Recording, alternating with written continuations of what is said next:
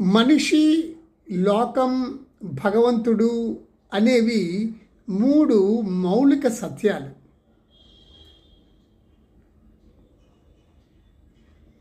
ఉపనిషత్తులు ఈ మూడింటిని, వాటి మధ్య నెలకొన్న సంబంధాన్ని విచారణ చేస్తున్నాయి. చరమ సత్యమైన భగవంతుణ్ణి ప్రతి వ్యక్తి, ప్రతి ప్రాణి పొందడమే జీవిత లక్ష్యం. What is the purpose of life? నీవు ఆత్మస్వరూపుడు అని గుర్తించడం, అదే పర్పస్ ఆఫ్ లైఫ్.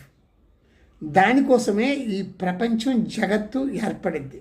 మీరు అనుకుంటున్నారు ఈ జగత్తు, ప్రపంచం భ్రాంతి అని అంటున్నారు కదా, ఎందుకు ఈ భ్రాంతి అయిన ప్రపంచం మనకి అని.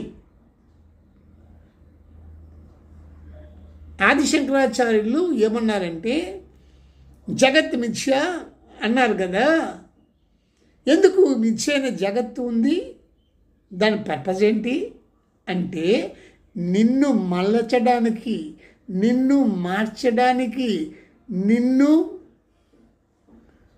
ఒక జీవిత లక్ష్యంతో చేర్చడానికి. ఏమని ఆ జీవిత లక్ష్యం?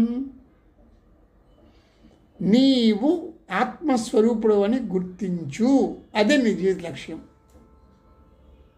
దాన్ని పొందడానికి కోసం ఈ జగత్తు అనే భ్రాంతి నీకు కల్పించబడింది. అందులో నుంచి, ఆ పరీక్షలో నుంచి నువ్వు ఎలా బయటకు వస్తావా అని. చూడండి, చరమ సత్యమైన భగవంతుని ప్రతి వ్యక్తి, ప్రతి ప్రాణి పొందడమే జీవిత లక్ష్యం. అందుకోసం సిద్ధం చేయబడిన రంగమే ఈ లోకం.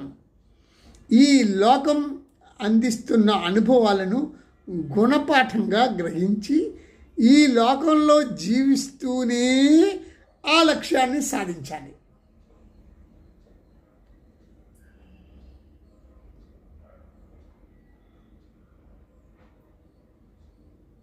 ఆ లక్ష్యాన్ని సాధించడం అంత సులువు కాదు.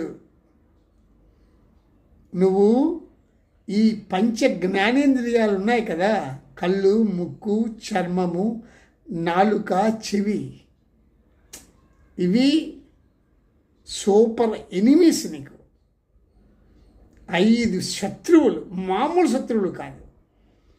వాటి బారి నుంచి తప్పించుకోవటానికి ఈ లోకం సృష్టించబడింది. ఇందులో నుంచి బయటకు వస్తే నీవు ఆత్మస్వరూపుడు అని